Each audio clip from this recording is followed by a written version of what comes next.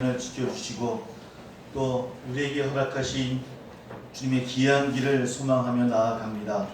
우리 성도들의 발걸음을 인도해 주시고 저희들을 통해서 하나님이여 큰 영광 받아 주옵소서. 허락하신 은혜보다 더 큰 은혜로 주실 것을 믿고 확신하며 나가는 우리의 발걸음이 되기를 원합니다. 그 약속을 붙들고 능력 있게 한 발자국 한 발자국 나아가는 후반기가 될 수 있도록 저희들을 주님이여 함께하여 주옵소서. 사랑하는 성도들의 가정을 지켜주시고 그 마음에 육신의 상처 있는 자 하나님이여 치유해 주시옵시고 원하고 바라는 기도의 제목들 주님 아십니다. 하나님이여 열매 맺게 하여 주옵소서. 더 큰 은혜를 허락하여 주셔서 기적을 사는 우리 성도들이 되기를 소망합니다. 하나님이여 복의 복을 더하여 주옵소서. 말씀은 은혜 허락하여 주옵시고 우리 주님만이 영광받아 주옵소서. 예수님의 이름으로 기도하옵나이다. 아멘. 우리 함께 인사합니다. 우리 수고하셨고 또 파이팅 합시다. 수고하셨습니다. 파이팅 하십시오.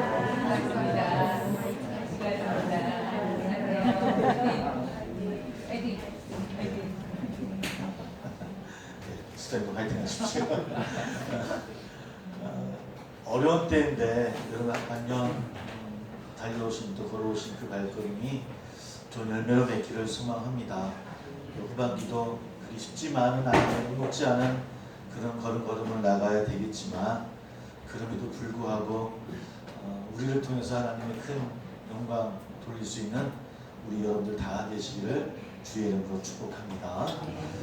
오늘은 맥주 감사주일로 지키고 있습니다. 그리고 성령강림 4주째이기도 하고요. 오늘 말씀도 갈라디아서 5장 6장이 교회력에 오늘 적용되는 말씀입니다. 그 가운데 중간에 있는 말씀을 인용해서 함께 말씀을 읽었고요. 하나님께서는 출애굽 이후에 광야 40년 동안에 하나님께서 만나와 메추라기를 내려주셔서 그들이 배고프지 아니하고 광야 생활을 이겨낼 수 있었고요. 또 가나안 땅에 정착한 이스라엘 백성들에게 지나온 시간과 과정 안에서 받은 하나님의 그 은혜를 기억하기를 원하시고 또 앞으로도 계속해서 은혜를 돌봐주실 것을 믿고 가나안 땅에서 수확한 첫 열매를 자원해서 하나님께 감사의 제사를 드리도록 하나님은 유대인들에게 요청하십니다. 6월절 만찬을 마친 후 첫 번째 안식일 다음날 이스라엘 전체를 대표해서 곡물의 낫을 되어서 첫 수확한 열매를 가지고 하나님께 제사를 드리게 되어지는데 바로 이 제사가 초실절입니다.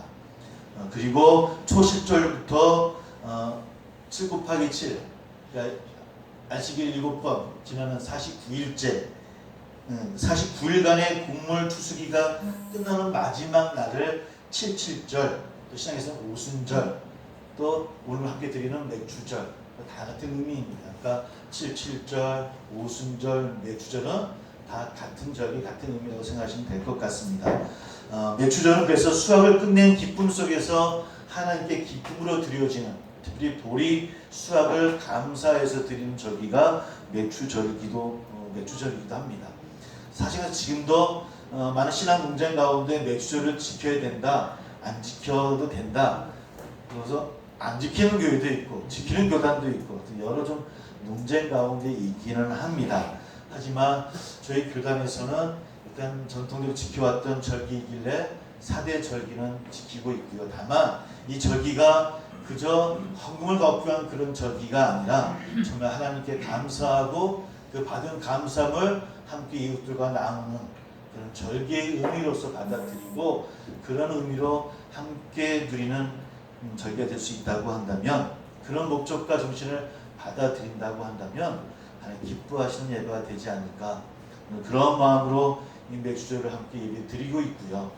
우리들이 드려지는 그 감사함이 우리 이웃들에게도 우리 서로에게도 또 그 사랑을 전하는 일로 다시 한번 다짐할 수 있는 이 귀한 오늘 맥주절이 되기를 주의 이름으로 소망합니다. 그런 맥주절로 지키고 있고 아까 말씀드렸던 것처럼 성령 강림 후 4번째 주일이라고 말씀을 드렸습니다. 그리스도의 사도가 된 바울이 로마서에서 자신의 실존의 모습을 이렇게 고백합니다. 제가 읽어드립니다. 로마서 7장 19절 이하의 말씀 중간중간인데요. 내가 원하는 바 선은 행하지 아니하고 도리어 원하지 아니하는 바 악을 행하는도다. 내 속사람으로는 하나님의 법을 즐거워하되 내 지체 속에서 한 다른 법이 내 마음의 법과 싸워 내 지체 속에 있는 제 법으로 나를 사로잡는 것을 보는도다. 오라 나는 공고한 사람이로다. 이 사망의 몸에서 누가 나를 건져내랴. 이것이 사도 바울이 자신을 바라보고 하나님 앞에 실존적인 모습을 고백하는 그런 고백의 말씀입니다. 사도로 부름을 받았음에도 불구하고 아직도 여전히 내면에서 갈등하고 있는 바울을 만나게 되었습니다. 그게 뭐 바울의 이야기뿐이겠습니까? 사실은 그리스도인된 우리에게도 사정은 다르지 않으리라 생각이 듭니다. 우리 또한 믿는 자이고 예수 그리스도의 십자가와 부활을 고백함에도 불구하고 늘 새로운 피조물이라 새롭게 태어났다라고 고백함에도 불구하고 사실은 현실은 그렇지 못한 경우가 참 많이 있더라는 겁니다. 예수를 믿어도 여전히 우리는 죄의 유혹에 늘 흔들립니다. 매주일마다 교회 나와서 예배를 드려도 마음 한구석에 있는 불안, 근심들 떨쳐버리지 못하는 것이 저나 우리들의 모습이기도 하고요. 믿음 안에서 놀라운 체험을 하고 그 확신 가지고 내가 살겠습니다라고 고백했음에도 불구하고 사실은 더 많이 가지려는 욕망, 더 채우려 하는 그 욕심에 늘 지쳐있는 우리들이 아닌가 생각해 보면 사실은 바울의 고백이나 저희들의 고백이나 오라 나는 공고한 사람이로다라는 고백이 사실 우리 모두의 고백이 아닐까라는 생각을 해보게 되어집니다. 바울이나 우리나 또한 오늘 우리 함께 읽었던 갈라디아서 갈라디아 교회인들도 마찬가지였던 것 같습니다. 사도 바울로부터 예수 그리스도의 복음을 전해 듣고 그리스도인이 되어졌고 갈라디아 교회가 세워졌습니다. 함께 빵을 나누며 모이기도 힘쓰고 함께 봉사를 하고 함께 예비하고 찬송하고 기도하며 늘 기쁘게 삶을 살긴 살았지만 또 그 가운데서 놀라운 하나님의 기적의 체험들도 분명히 누렸을 거예요. 그들 스스로가 그리스도인 됨의 확신과 기쁨 가운데 생활했던 아마 갈라디아 교인들이었을 것입니다. 그러나 바울이 떠난 이후에 그들에게는 예수를 믿기 이전의 삶의 모습들이 조금씩 나타나기 시작하는 거예요. 아니 꼭 사도 바울이 떠나서가 아니라 시간이 지나자 갈라디아 성도들 가운데 예전의 모습들이 하나씩 나오기 시작하더라는 겁니다. 우리 스스로 한번 질문해 봅니다. 우리가 처음에 주님을 만나서 그 감격, 그 기쁨 가운데 내 이제 정말 새로운 피조물로 내가 살아가야지라고 고백했잖아요. 그것이 어떤 분은 몇 개월 전일 수도 있을 것이고 어떤 분은 정말 일주일 전이 될 수도 있을 것이고 또 몇십 년이 된 분도 계실 것 같아요. 근데 그때 그 감동하고 감격하고 다짐했던 나의 모습과 지금 우리들 자신의 모습을 비교해보면 어떻습니까? 같은 마음 같은 뜻인가요? 그 열정 그대로 가지고 계십니까? 그런 분들이 많이 있으시길 소망합니다. 정말 소망합니다. 그러나 사실은 그렇지 못하다더라고요. 그래서 늘 우리만 뭐라 얘기합니까? 인간이 참 연약해서 그때가 좋았다 이런 얘기를 많이 하잖아요. 그때는 그랬었는데 우리 성도들을 만나볼 때 제가 늘 듣는 이야기가 있어요. 늘 새로운 성도들이나 어떤 상당한 성도들이 있으면 똑같은 고백이 있어요. 뭐냐면 제가 예전에는 신앙생활을 정말 잘했어요. 이 말씀을 안 하신 분이 정말 한 분도 없었어요. 예배도 안 빠지고 새벽기도도 매일 하고 정말 뜨겁게 했었어요. 그래서 제가 속으로 그러죠. 그런데 지금은요? 이렇게 물어봐요. 그럼 어쩌란 말이에요. 사실 그 모습이 떠나갔기에 우리에게 불안이 오는 거예요. 그 모습이 우리 가운데 사라졌기 때문에 근심이 있는 것이고 상처가 우리 가운데 있는 것이고 사실 그게 문제임에도 불구하고 우리는 늘 다른 곳에서 문제를 찾으려고 하는 것 같아요. 여하튼 간에 오늘 갈라디아 성도들도 마찬가지입니다. 시간이 지나다 보니까 그런 모습이 일어나요. 오늘 말씀 19절 20절 말씀 읽어보니까 그런 일들이 육체의 일들이다라고 성경은 표현해요. 그러니까 예전의 모습이 드러났는데 그런 그 어떤 모습이냐? 육체의 일들이다. 이렇게 합니다. 육체의 일은 분명하니 곧 음행과 더러운 것과 호색과 우상숭배와 주술과 원수 맺는 것과 분쟁과 쭉 이야기합니다. 읽어보면 세상에 나쁜 것은 다 있어요. 그죠? 이게 다 드러난다는 거예요. 좀 더 구체적으로 15절 보면 만일 서로 물고 먹으면 피차 멸망할까 조심하라. 또 헛된 영광을 구하여 서로 노엽게 하거나 서로 투기하지 말지니라. 그러니까 자세히는 모르겠지만 개개인들의 문제들도 일어날 뿐만 아니라 그런 개개인의 문제가 있다 보니까 공동체의 문제로까지 확장되어진 것 같아요. 그러니까 개인의 상처가 늘 나에게만 머무르는 것이 아니라 개인의 상처는 다른 사람에게도 적용되어지고 공동체에게도 상처를 줄 수 있더라는 거예요. 그러니까 고린도 교회가 바로 그런 상태예요. 그렇다고 해서 그들이 그리스도인이 아닌 건 아니에요. 여전히 그리스도인들이에요. 여전히 주를 찬양하고 여전히 예배를 드리고 떡과 포도주를 나누고 있는 중이에요. 누가? 갈라디아 성도들이. 우리 또한 그렇죠. 그런데도 이런 육체의 일들이 그들 중에 나타나고 있었다라고 성경은 기록합니다. 어떻게 해야 될까요? 어떻게 해야 될까요? 우리에게도 질문해요. 어떻게 하면 될까? 어떻게 하면 이 위기를 우리가 넘어설 수 있을까? 요즘 갈라디아 교인들도 바울과 같이 오라 나는 공고한 사람이로다 라고 탄식했을 것 같아요. 해결책을 찾지 못해서 전전긍긍했을 것이고 그런 것 가운데 일단의 무리들이 교회 안에 들어오게 되어져요. 성경은 정확히 나와 있지 않지만 편의상 유대 율법주의자들이었던 것 같아요. 그러니까 율법을 강조했던 유대인 기독교인들이 갈라디아 교회에 아마 흡수가 되어지기 시작하게 되어집니다. 그리고 그 사람들이 그렇게 고민하는 갈라디아 교인들의 문제에 해결책을 제시를 합니다. 그것이 뭐냐면 유대인들의 종교의식인 할례를 받고 유대인들처럼 율법을 지키면 그런 육체들이 드러나는 문제들이 해결되어진다라고 이야기하는 거예요. 그러니까 유대의 율법을 지키면 할례를 받고 율법을 지키는 모습으로 그들이 행하게 되어지면 너희들이 고민하는 그런 죄의 모습들이 해결될 거야라고 하는 해결책을 내놓게 되는 거예요. 근데 갈라디아 성도들이 그 해결책에 귀를 기울여요. 그리고 그것을 따르려고 해요. 바울이 전한 복음은 뭡니까? 예수 그리스도를 믿음으로 말미암은 의롭다 하심이 바울이 전한 복음이에요. 우리들에게도 전해진 복음이에요. 복음이 뭡니까? 예수 그리스도의 보혈의 은혜를 통해서 우리가 의인이 아님에도 불구하고 의롭다함을 받아서 구원의 은혜 안에 거하게 되어지는 것이 복음이잖아요. 우리 그 복음 믿고 이곳에 있는 거 아니겠습니까? 사도 바울도 마찬가지예요. 그것을 갈라디아 성도들에게 전했고 그것이 신앙의 가장 기본이 되어져야 되는데 그 해결책을 받자 그들의 마음이 흔들리는 거야. 그런가? 왜 그러지 못해서 우리가 자꾸 이런 문제들이 일어나는 것인가? 아마 그 해결책이 눈에 확 들어오는 거야. 제가 언제든지 말씀드리지만 여러분 신앙이라고 하는 것은 꼭 어떤 열쇠에 키를 딱 넣어서 딱 맞아 떨어지는 것처럼 1+1은 2라고 정확하게 딱 해결책을 말해버리면 일단은 좀 의심했으면 좋겠다고 말씀을 드렸어요.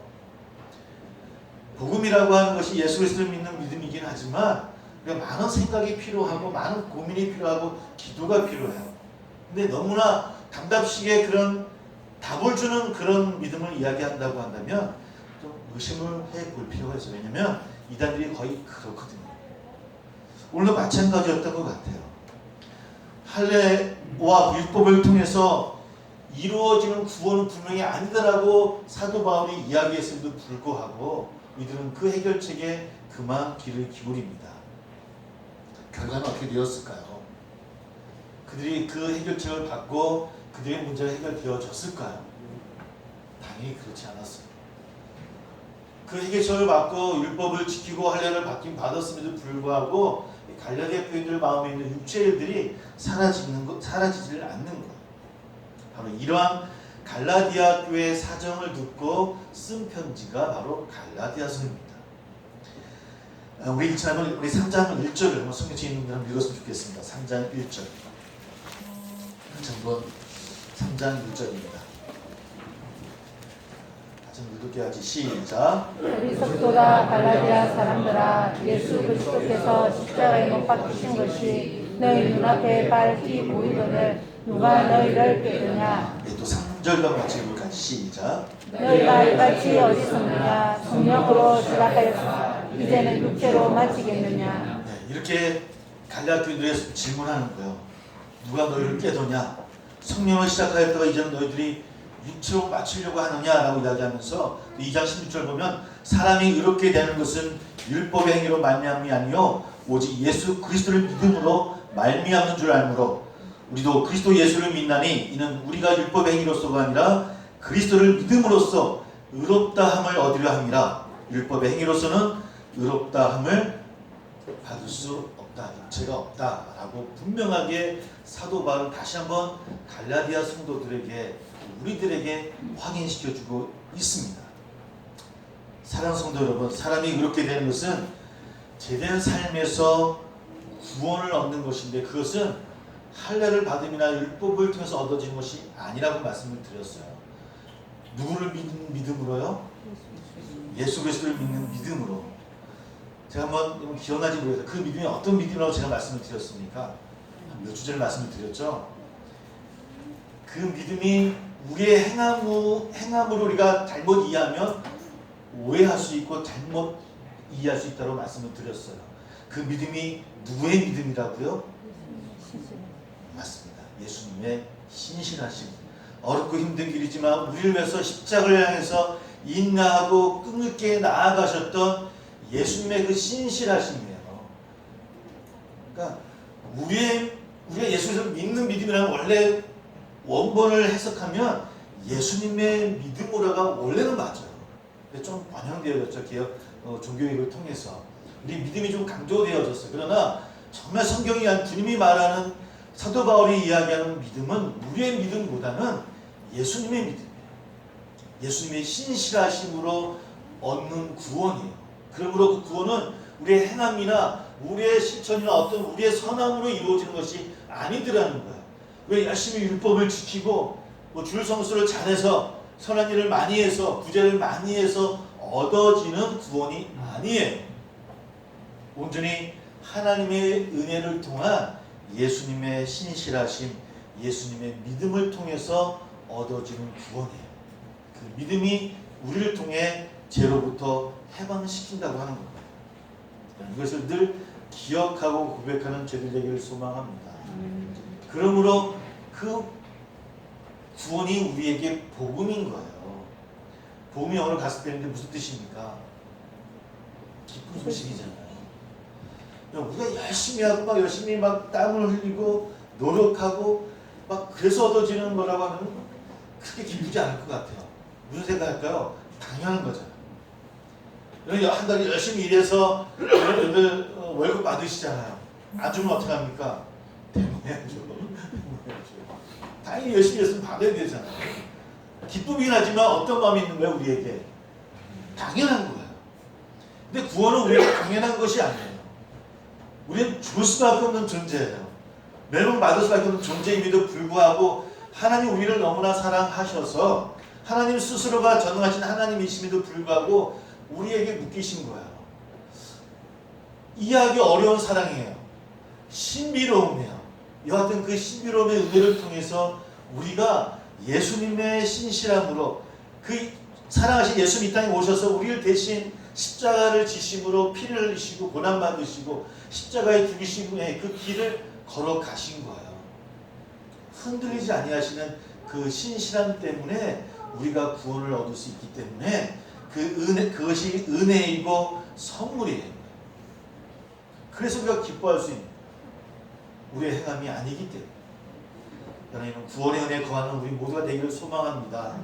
그 예수님의 믿음을 고백하고 믿음 가운데 고백하고 거할 수 있는 우리 성도들이 다 되시기를 주의 이름으로 축복합니다. 그리고 오늘 말씀 가운데 이렇게 구원을 뭐라고 이야기하면 사도 바울은 자유함이라고 이야기를 합니다. 우리 한번 읽지 않았지만 우리 5장의 1절을 한번 다시 한번 읽어볼게요. 1절 시작. 그리스도께서 우리를 자유롭게 하려고 자유를 주셨으니 그러므로 굳건하게 서서 다시는 종의 멍에를 잊지 말라. 예, 그리스도께서 우리를 자유롭게 하려고 자유를 주셨으니 그러므로 굳건하게 서서 다시는 종의 멍에를 매지 말라. 이게 자유를 주셨으니라는 이야기는 해방시켰다는 의미입니다. 어디에서 해방시키신 걸까요? 죄에서 우리를 해방시켜 줍니다. 성경에서 말하는 죄는 하나님에게서 멀어지는 것을 이야기합니다. 하나님과 멀어짐으로 인해서 우리에게 들어오는 생겨나는 결과들이 있어요. 그래서 사도 바울은 오늘 13절부터 시작해서 육체의 일들을 이야기하는 거예요. 그러니까 하나님과 멀어짐으로 인해서 우리에게 들어온 것들이 육체의 일들이에요. 경쟁이고 나의 연약한 것들을 계속 이야기합니다. 그래서 그 죄의 포로로 우리를 만들어요. 벗어나고 싶어도 늘 그 죄로 인해서 우리는 자유롭지 않아요. 뭔가 많이 배우고 뭔가 많이 열심을 갖고 열심히 일하고 또 이 땅에서 열심히 땀을 흘려도 무언가 우리에게 떨치지 못하는 불안감이 있어요. 늘 근심의 우리 가운데 있어요. 무엇 때문에? 성경은 죄 때문이라고 이야기를 하고 있어요. 그 죄가 우리를 하여금 늘 불안케 해요. 근데 그 죄는 무엇 때문에 왔다고요? 하나님과 멀어짐 때문에 온 것이다라고 이야기를 하고 있어요. 바로 그런 사로잡혀 살아온 우리를 죄의 힘으로부터 해방시켜 주신 분이 누구냐? 바로 하나님이시고 예수님의 신실하심이에요. 예수님의 그 구원의 은혜를 통해서 더 이상 그 죄가 우리를 주장하지 못해요. 우리를 불안케 안 해요. 왜? 우리는 죄에서 해방된 사람들이기 때문에 그 죄책에서 벗어나셔도 된다는 겁니다. 예수 그리스도를 믿는 그 신실함으로 그 보혈의 피를 고백하는 그 순간 우리는 죄에서 해방되어지는 거예요. 죄를 안 지을 자유, 죄에서 끌려다니지 않을 자유가 우리에게 주어졌음을 믿는 저와 여러분 되기를 주의 이름으로 소망합니다. 그런데 갈라디아 성도들이 그만 그것을 깨닫지 못하고 무엇을 통해서 얻으려고 했던 거예요? 율법을 통해서. 할례를 받고 율법을 지키면 될 거라고 생각했던 것 같아요. 무엇을 하라, 무엇을 해라, 무엇을 하지 말아라 하는 것이 율법이잖아요. 근데 사실 그렇다고 해서 자유롭지 않더라는 거예요. 근데 저도 집에서는 아빠입니다. 늘 저희 집사람이 저에게 하는 얘기 뭐냐면 너무 재촉하지 마. 아이들한테. 그러니까 저희 집은 저희 집사람보다 제가 더 많이 잔소리를 한 것 같아요. 되돌아보니까. 왜 애들을 재촉하고 뭐 하지 마라 하라 자꾸 이야기하냐. 그만. 제가 막 화를 내거든요. 왜 아빠가 얘기하는데 중간에 껴가지고 아빠 위험해 막 이렇게 얘기하긴 하는데 저도 알아요. 그렇게 얘기하면 사실 아이들은 더 잘 안 듣고 안 지키는 것 같아요. 우리 그 동화가 있죠. 어느 날 바람과 햇님이 그 모자를 쓴 한 사람 모자 어떻게 벗길 것인가 막 헷갈리긴 하는데 누가 이깁니까? 햇님이 이기잖아요. 바람이 원래 자신 당당하잖아요. 내가 이길 거라고 생각하지만 아무리 센 바람을 불어 제껴도 그 나그네가 모자를 안 벗어요. 햇빛이 따뜻한 햇빛을 계속 비춰주니까 모자를 비추어요. 저도 그걸 알면서도 불구하고 잘 안 돼요. 성도들에게도 성도들은 잘 안 하는데 잘 안 하니까 우리 애들한테 하는 것 같아요. 제가 그죠? 마찬가지예요. 저는 율법과 복음이 그런 의미 같아요. 복음의 은혜, 구원의 은혜가 그런 차이점인 것 같아요. 율법은 바람 같아요. 물론 그것을 깨닫게 하는 교사 역할을 하긴 있지만 그러나 그 율법이 우리를 자유롭게 하진 않아요. 할례가 율법이 우리를 죄로부터 자유롭게 하고 해방시켜 주지는 않는다는 거예요. 그러나 나도 모르게 우리에게 다가오시는 주님의 그 손길이 행한 것 없는데 우리를 친구라 불러주시고 자녀로 불러주셨던 하나님의 그 은혜의 손길이 나를 죄로부터 해방시켜 주더라는 겁니다. 내 마음속에 근심을 사라지게 하시고 앞날에 대한 불안감 속에서 확신을 허락해 주시고 나를 통해서 이루실 하나님의 놀랄 일들을 깨닫게 하시는 것은 율법이 아니라 늘 햇빛처럼 따뜻하게 비춰주시는 하나님의 사랑의 손길이라는 겁니다. 사랑하는 성도 여러분, 어쩌면 우리 지난 반년 되돌아보면 참 어려운 길을 걸어왔지만 그러나 지금 이 순간에 있을 수 있는 것은 하나님의 그 은혜의 손길이라고 믿습니다. 이 자리에 함께 우리가 나누고 함께 찬양할 수 있다고 하는 것은 하나님의 손길이 있었기 때문에 우리가 함께 이렇게 나눌 수 있는 것은 아닐까요? 그런 마음으로 감사하고 또 그런 마음을 함께 나눌 수 있는 저와 여러분 되기를 주의 이름으로 소망합니다.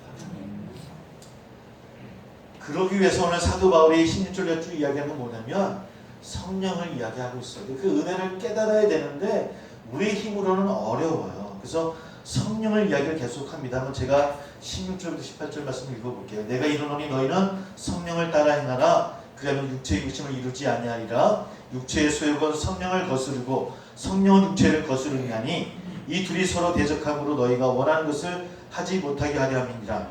너희가 만일 성령의 인도하시는 바가 되면 율법 아래에 있지 아니하리라. 성령을 따르라. 성령을 기억하라. 성령으로 행하라. 계속 강조를 하죠. 성령으로 행할 수 있을 때 율법 아래에 있지 아니하고 하나님의 은혜 안에 거할 수 있다라고 하는 겁니다. 성령으로 행하고 성령으로 살아라는 의미가 대체 어떤 것일까요? 눈에 보입니까? 눈에 보일까요? 아, 성령이 계시니까 따라가면 되겠구나라고 이런 건 되게 손잡고 나아갑니까? 어렵죠. 그렇죠? 그러니까 우리 힘으로 어렵다라고 하는 거예요.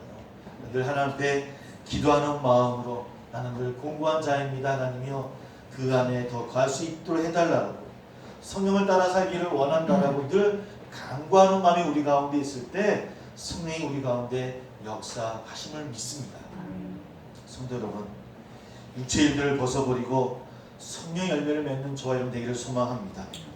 오직 성령 열매는 사랑과 희락과 화평과 오래 참음과 자비와 양선과 충성과 온유와 절제니 이 같은 것을 금지할 법이 없느니라. 그런 성령의 은혜 가운데 거하며 나가는 우리 후반기가 다 되기를 주의 이름으로 축복합니다. 기도하겠습니다.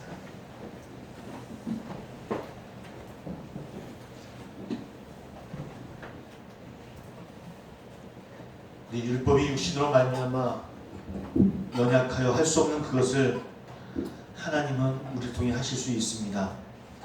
죄로 말미암아 자기 아들을 죄 있는 육신의 모양으로 보내어서 육신의 죄를 정하시고 육신을 따르지 않고 그 영을 따라 행하는 우리에게 율법의 요구가 이루어지게 하려 하셨던 주의 은혜를 살펴봅니다.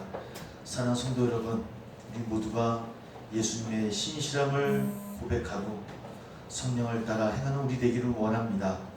그래서 죄로부터 우리가 해방되어져서 늘 자유함으로 주 안에서 기뻐하는 우리 되게 될 수 있도록 그런 후반기를 우리가 보내기를 소망하는 마음으로 함께 기도하며 성찬을 준비하겠습니다. 아버지